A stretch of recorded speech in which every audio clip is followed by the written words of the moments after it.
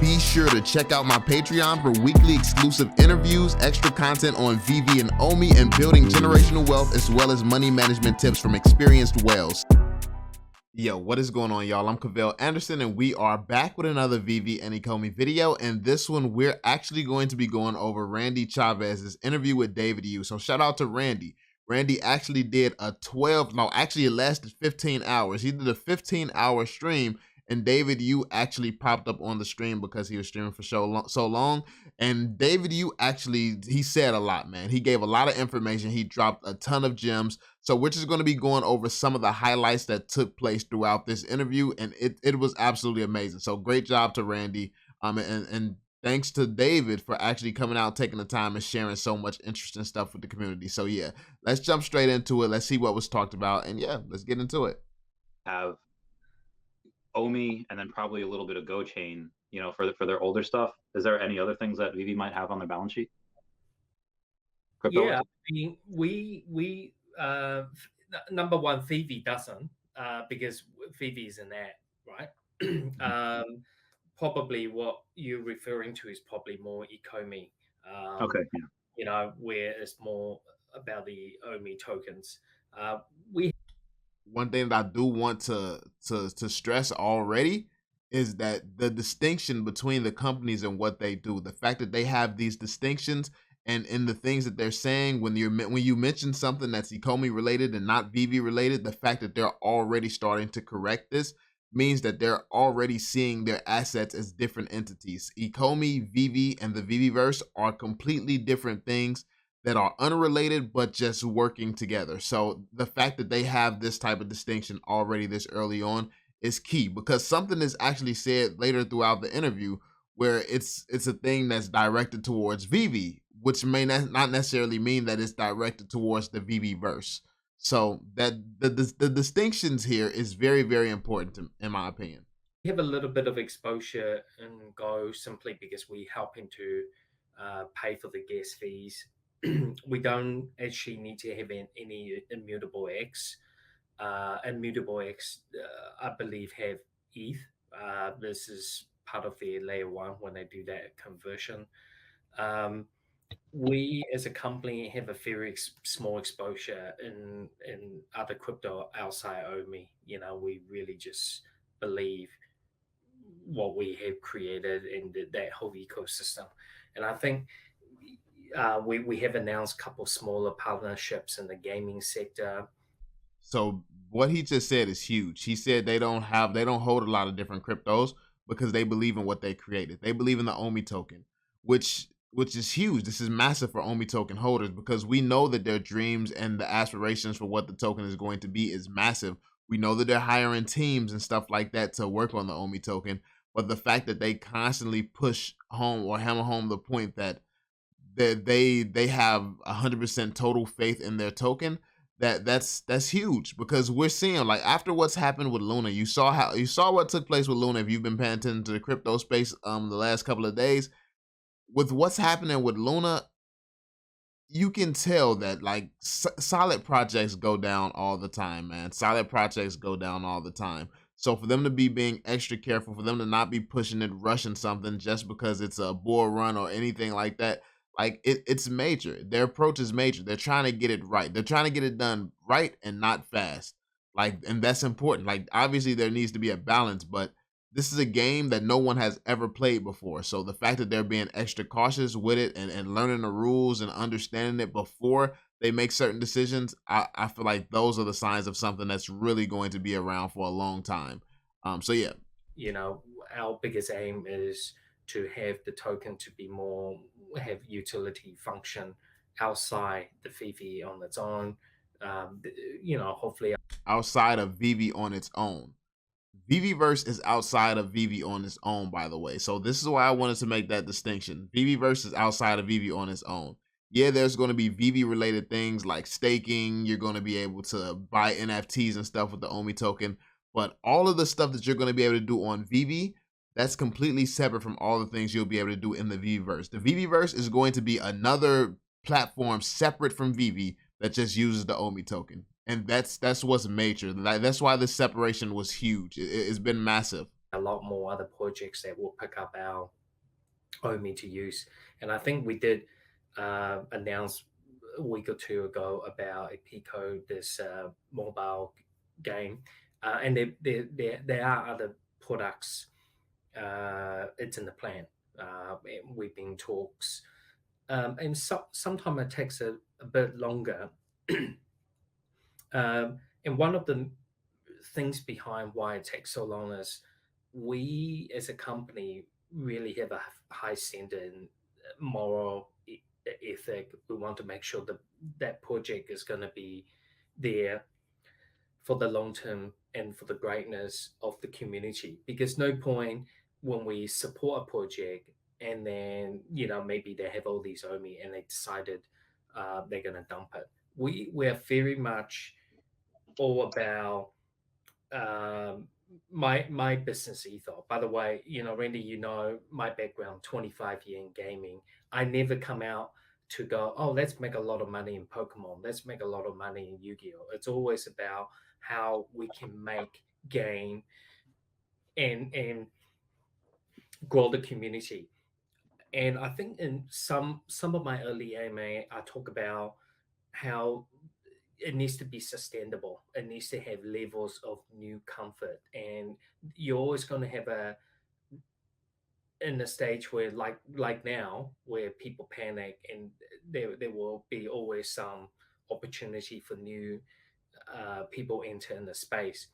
If everything was always just bullish and inflated every day with no new users coming in or new funds coming in, you kind of just me swapping it with you. You trade with him, he trade with me, and that's not how an ecosystem really should operate. It should be growing new community member and get more and more come in and believe in it. And a big part is really having good products. Um, we don't expect we're going to have an influx of people if they have a bad experience. Similar with why is Veve not doing crazy ass social advertising is because if every time people come in, they read from our community, well, bots are there. And people who top up their gym go, well, I can't buy anything. So this is just crazy, stupid ad. You know, what we So this is actually something that I've covered on the channel multiple times. Like when a lot of people are footing the project, I point out how it doesn't make sense to advertise. It doesn't make sense to do certain things because of the state of the project.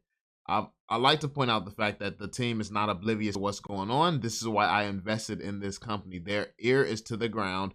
They understand what the community wants. They know all the stuff that the community complains about. They understand this. So when the community is spending all their time complaining, usually all they're doing is scaring away potential new people to come, which isn't necessarily a bad thing right now, because the platform, like those people would eventually just turn into more people footing the project, footing their own investment, because the project is just not that, it's not as investable as it needs to be in order to get to the future that we all know that this project has potential to get to. But then again, we're in the very, very early stages as well. Like, we're definitely in the early stages. So that's something that needs to be remembered also.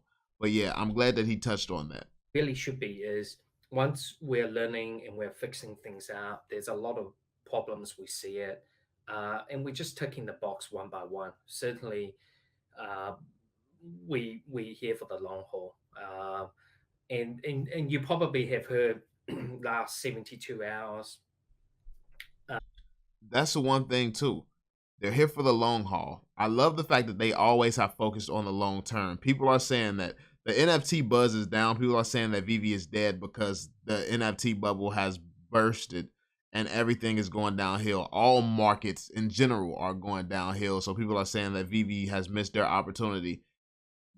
I don't know why you would invest in Veve if their only opportunity was while the bull cycle was going on. Like, when you invest in something, it should be a smarter investment, a wiser investment. You should be investing in Veve, in my opinion.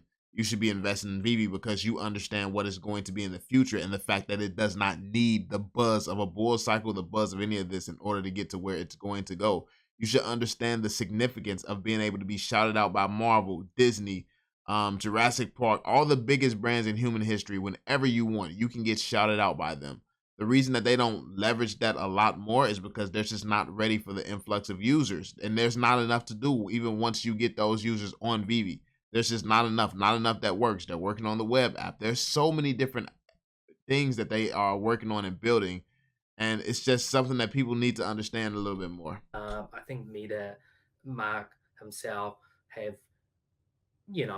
talked about their version of NFT and what they're thinking to do, and it's pretty similar. I thought maybe there was part of my white paper.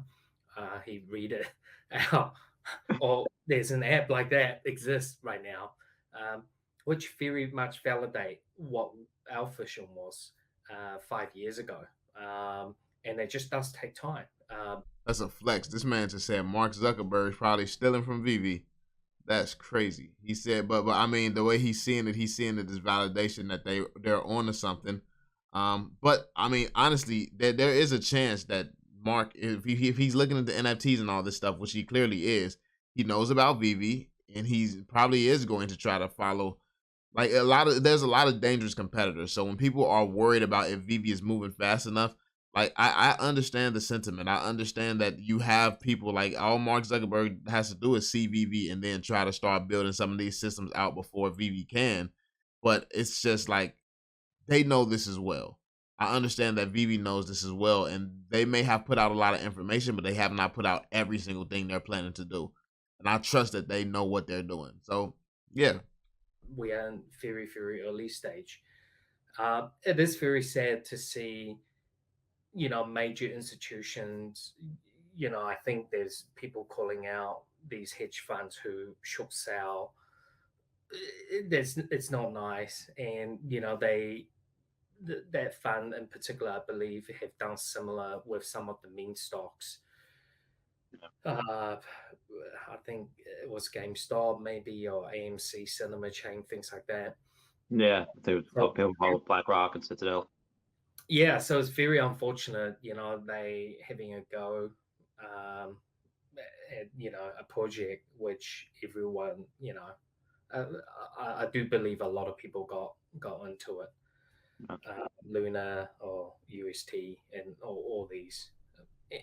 Yeah, I think definitely not any financial advice here, but people do have to study, and I think the whole concept, the whole algorithm, it's a great idea, but putting it into practice, you see things like this where the machine is also just under pressure at the moment. Yeah, but hopefully the whole market will pop back up a little bit once I believe I haven't been following the last day or so if they're selling down BDC to prop up the UST.